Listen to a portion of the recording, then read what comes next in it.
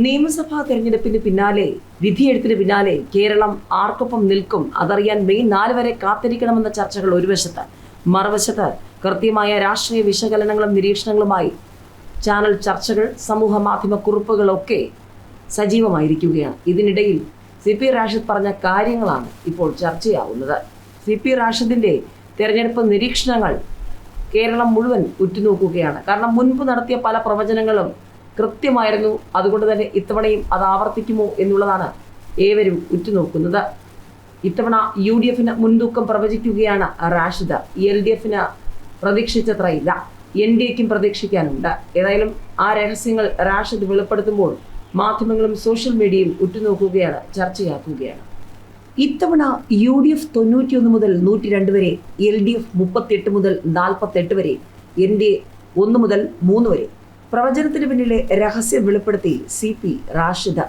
പിന്നിട്ട തെരഞ്ഞെടുപ്പുകളുടെ പ്രവചനത്തിൽ pre poll സർവേകൾക്കും exit poll സർവേകൾക്കും ഇടയിൽ കേരളം ശ്രദ്ധയോടെ നോക്കുന്ന ഒരു പേരുണ്ട്, CP റാഷിദ്. ചെറുതും വലുതുമായ 17 തെരഞ്ഞെടുപ്പ് ഫലങ്ങളിൽ മുൻകൂട്ടി പ്രവചനം നടത്തി അതിൽ പരമാവധി കൃത്യത ഉറപ്പിക്കുന്ന പ്രവചനങ്ങൾ നടത്തിയാണ് റാഷിദ് തെരഞ്ഞെടുപ്പുകളിലെ പ്രവചന സിംഹമാകുന്നത്. ഇത്തവണ സംസ്ഥാന നിയമസഭാ തെരഞ്ഞെടുപ്പിൽ റാഷിദിന്റെ പ്രവചനം ഇങ്ങനെയാണ്: UDF 91 മുതൽ 102 സീറ്റ് വരെ, അതായത് 41.5% മുതൽ 45% വോട്ട് വിഹിതം.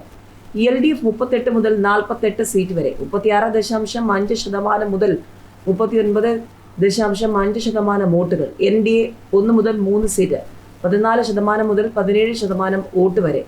2020 ഡൽഹി നിയമസഭാ തെരഞ്ഞെടുപ്പിൽ ആം ആദ്മി പാർട്ടി 62 മുതൽ 65 സീറ്റ്, BJP 5 മുതൽ 8 സീറ്റ് നേടുമെന്നായിരുന്നു റാഷിദിന്റെ പ്രവചനം.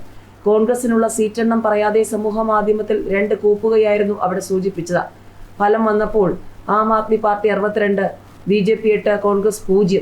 2021 ക്യാപ്റ്റന് സെഞ്ചുറി എന്ന 3-ാം തീയതിയിലെ പത്രങ്ങളിൽ തലക്കെട്ട് വരുമെന്നായിരുന്നു പോളിംഗ് ദിനത്തിന് തൊട്ട് പിന്നാലെ റാഷിദ് കുറിച്ചത്.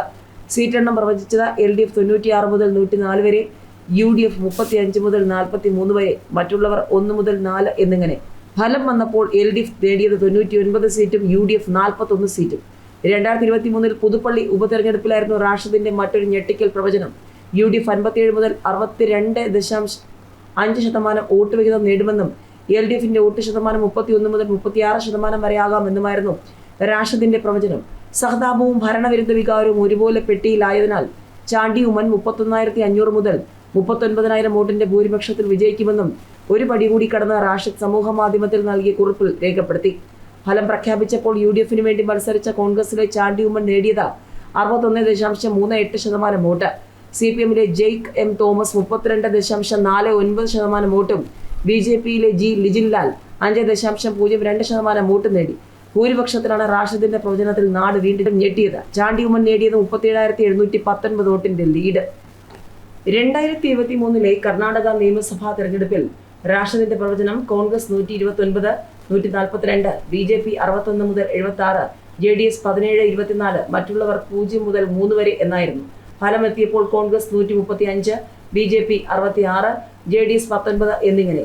2023 തെലങ്കാന, രാജസ്ഥാൻ നിയമസഭാ തെരഞ്ഞെടുപ്പുകൾ തെലങ്കാനയിൽ കോൺഗ്രസ് 63-72, BRS 39-48, BJP 3-7, AIMIM 6-8 എന്ന് പ്രവചിച്ചപ്പോൾ വോട്ടെണ്ണിയപ്പോൾ കോൺഗ്രസ് നേടിയത് 64, BRS 39, BJP 8, AIMIM 7. രാജസ്ഥാൻ തെരഞ്ഞെടുപ്പിൽ BJP 119, 131, കോൺഗ്രസ് 59 മുതൽ 70 വരെ, മറ്റുള്ളവർ 11-18 എന്നായിരുന്നു റാഷിദിന്റെ പ്രവചനം. ഫലം വന്നപ്പോൾ BJP 115, കോൺഗ്രസ് 70. ഏറെക്കുറെ ഒത്തുപോകുന്ന ഇത്തരം പ്രവചനങ്ങൾക്കായി പിന്തുടരുന്ന രീതികളും ഇത്തവണത്തെ കേരള നിയമസഭാ തെരഞ്ഞെടുപ്പിൽ റാഷിദിന്റെ പ്രവചനങ്ങളും ഒക്കെ ഇപ്പോൾ ചർച്ചയാവുകയാണ്.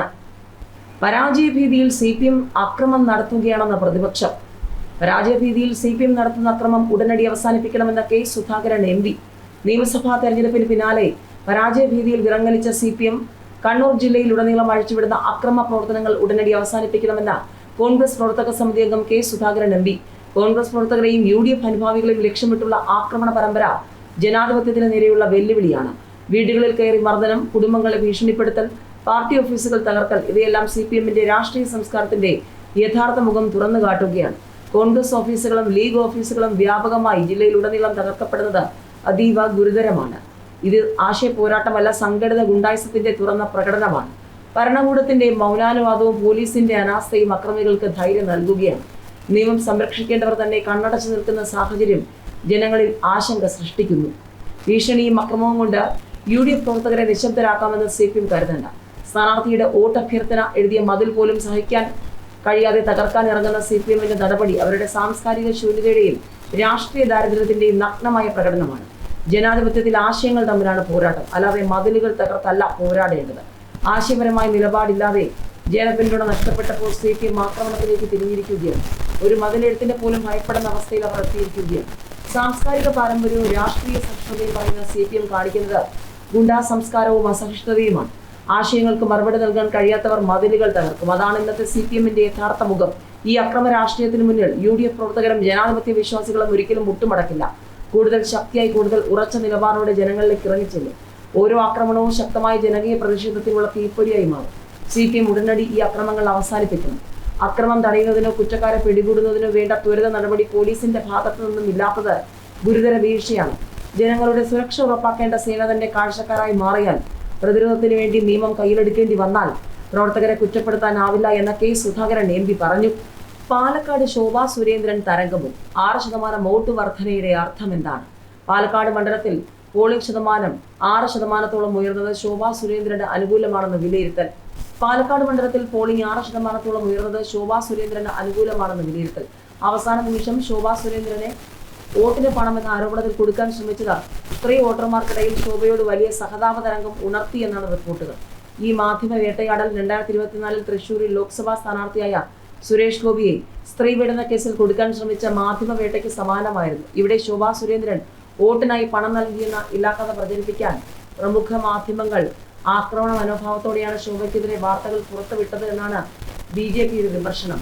ഈ ആരോപണം ഉയർന്നപ്പോൾ ശോഭയെ അയോഗ്യയാക്കുമോ എന്ന രീതിയിൽ സംശയവും ഈ ചാനലുകൾ ഉയർത്തിയിരുന്നു. എന്നാൽ ഇതോടെ പാലക്കാട്ടെ മിടുക്കിയായ ജില്ലാ കളക്ടർ മാധവ് ഉണർന്ന് പ്രവർത്തിച്ചു. മണിക്കൂറുകൾക്കുള്ളിൽ ഫ്ലൈയിങ് സ്ക്വാഡിനെ പറഞ്ഞയച്ച് സംഭവത്തിന്റെ സത്യാവസ്ഥ അറിയാൻ ആവശ്യപ്പെട്ടു. ശോഭ പറഞ്ഞയച്ച സ്ത്രീയിൽ നിന്ന് പണം വാങ്ങിയെന്ന് ആരോപിച്ച വയോധിക ഇക്കാര്യം നിഷേധിച്ചു. തനിക്കാരും പണം തന്നിട്ടില്ലെന്ന വാദത്തിൽ ആ സ്ത്രീ ഉറച്ചു നിന്നതോടെ മാധ്യമങ്ങളുടെ വാദം പൊളിഞ്ഞു. പ്രഥമ ദൃഷ്ടിയ ശോഭ തെറ്റുകാരിയല്ലെന്ന് ജില്ലാ കളക്ടർ തെരഞ്ഞെടുപ്പ് കമ്മീഷണർക്ക് റിപ്പോർട്ട് നൽകി. പക്ഷേ ഇത്തരം പരാതികൾ വരുമ്പോൾ അത് പോലീസിനെ കൂടിക്കൊണ്ട് അന്വേഷിപ്പിക്കേണ്ടത് ആവശ്യമാണ്, അത്രയേ ഉള്ളൂ. 2021 പാലക്കാട് നിയമസഭാ മണ്ഡലത്തിൽ പോളിംഗ് ശതമാനം 75.27%. എന്നാൽ കഴിഞ്ഞ ദിവസവും ഏറ്റവും ആവേശകരമായ പോളിംഗാണ് ഇവിടെ നടന്നത്. അവസാന കണക്കുകൾ പ്രകാരം ഏകദേശം 81.51% പോളിംഗ് നടന്നു. അതായത് 6%-ഓളമാണ് വോട്ടിംഗ് ശതമാനം കൂടിയത്.